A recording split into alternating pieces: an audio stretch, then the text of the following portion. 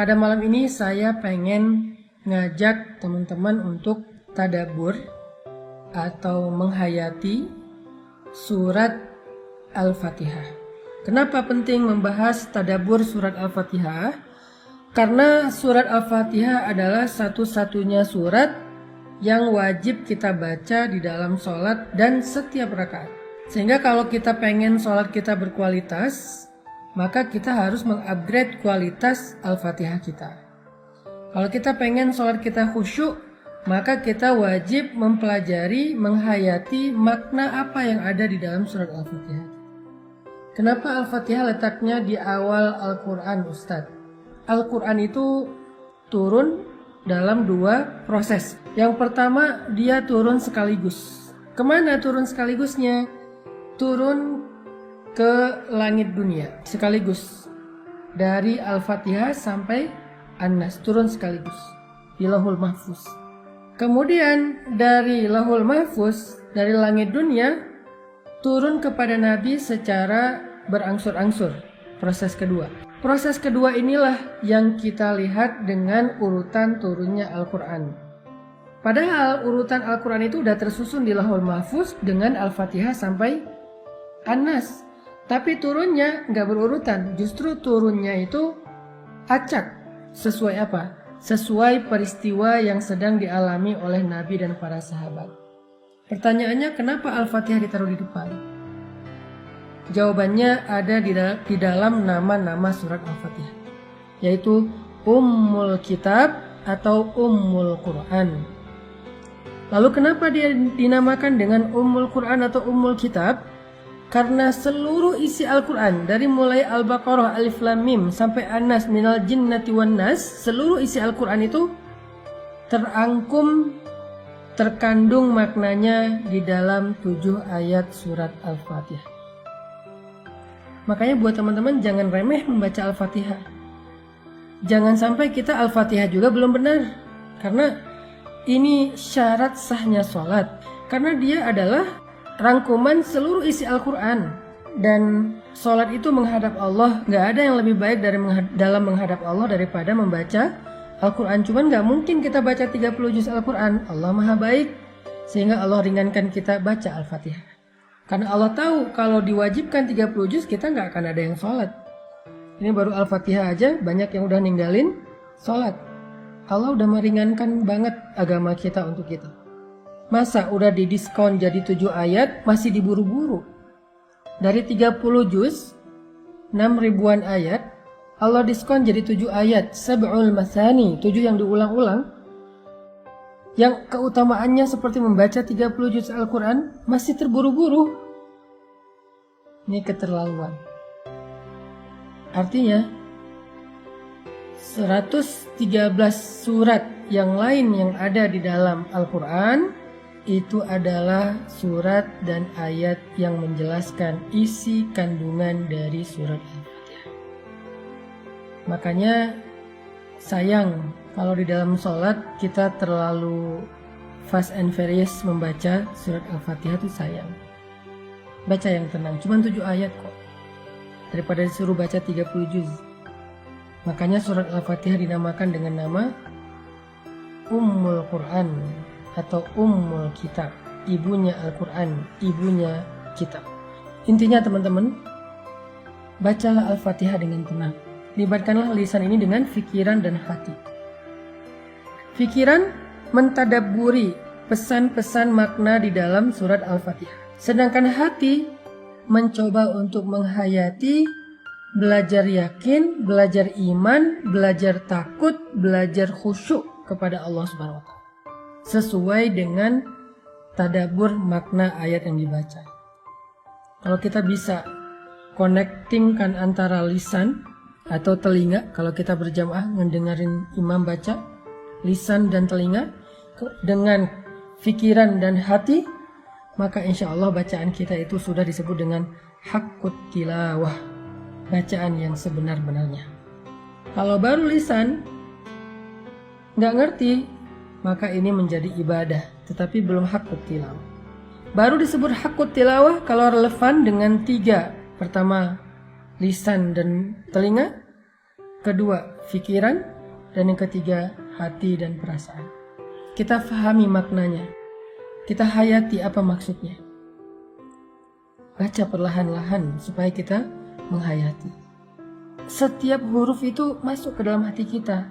Terangkai satu huruf, dua huruf, satu ayat, dua ayat, satu kata, dua kata, menjadi ayat-ayat yang berkesan di dalam hati. Itulah membaca Al-Quran dengan hati.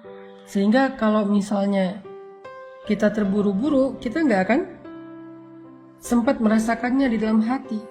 Ketika kita membaca Alhamdulillahi Rabbil Alamin, Allah bicara sama kita. Allah bilang, wahai malaikat, lihat hambaku memujiku. Jadi Allah memamerkan atau ngeposting bacaan kita, ini pakai bahasa sosmed ya. Allah ngeposting bacaan kita kepada para malaikat penjaga arsy. Allah pamerkan dan memention nama kita. Hambaku memuji aku, wahai malaikat, lihat. Alhamdulillahi Rabbil Alamin. Allah bilang, hambaku memujiku. Lalu kita bilang lagi, Ar-Rahmanir Rahim.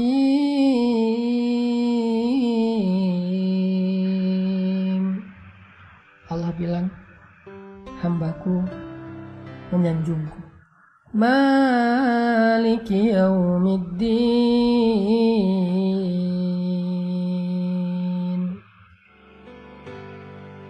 Hambaku mengagungkan aku. Iyyaka na'budu wa iyyaka nasta'in.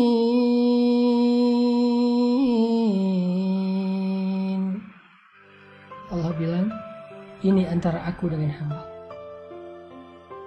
Ini perjanjian, akad antara aku dengan hambaku. Ketika dia hanya menyembah aku, ketika dia hanya berlindung kepadaku, maka aku akan perkenankan harapan dan keinginannya. Fadhkuruni adzkurkum. Ingat aku akan ingat engkau.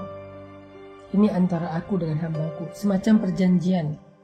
Jadi kalimat iyyaka na'budu wa iyyaka nasta'in itu kita kayak lagi jabat tangan, berjanji, berakad dengan Allah, sehingga Allah pun berjanji, komitmen untuk memberikan hak-hak kita sebagai hamba.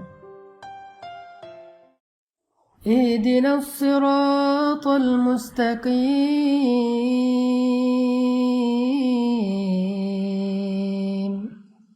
Untuk hambaku, apa yang dia minta. Jadi pas kita meminta, ya Allah beri saya petunjuk untuk hambaku, apa yang dia minta. Ini menunjukkan bahwa ketika kita membaca Al-Fatihah, kita itu bukan lagi baca sendiri, nggak ada yang nonton. Ini adalah alasan kenapa Al-Fatihah ditaruh di awal. Kenapa Al-Fatihah penting dibaca di dalam sholat. Bagaimana cara kita membaca Al-Fatihah di dalam sholat. Apa kira-kira pengamalan atau dampak dari surat Al-Fatihah dalam kehidupan kita sehari-hari? Jawabannya pun ada di dalam nama dari surat ini. Kan tadi saya bilang Al-Fatihah ini punya banyak nama. Nama lain adalah Asy-Syifa. Apa itu Asy-Syifa? Asy-Syifa itu artinya penyembuh atau kesembuhan. Sehingga siapapun yang merasa sedang sedih, sedang galau, kecewa, siapapun yang merasa bingung dan tidak tahu arah dalam hidup, obatnya Al-Fatihah. Allah menjamin siapapun yang mengamalkan Al-Fatihah, memahami, menghayati, mentadaburi Al-Fatihah, membaca Al-Fatihah dengan hati, maka dia akan mendapatkan kesembuhan dari berbagai macam penyakit di dalam hati dan jiwa atau perasaannya. Bukan hanya terhadap penyakit jiwa, termasuk penyakit fisik sekalipun. Karena selain Asy-Syifa, Al-Fatihah juga disebut Ar-Ruqyah. Kata Nabi, tahukah engkau bahwa Al-Fatihah itu adalah Ar-Ruqyah? Sehingga dulu sahabat Nabi suka membacakan Al-Fatihah untuk meruqyah orang yang sedang tersengat hewan yang berbisa seperti kalajengking. Kenapa kok dibacakan Al-Fatihah? Kenapa kok diruqyah? Karena biasanya orang yang tersengat bisa jadi panas tinggi. Maka paracetamolnya adalah Al-Fatihah.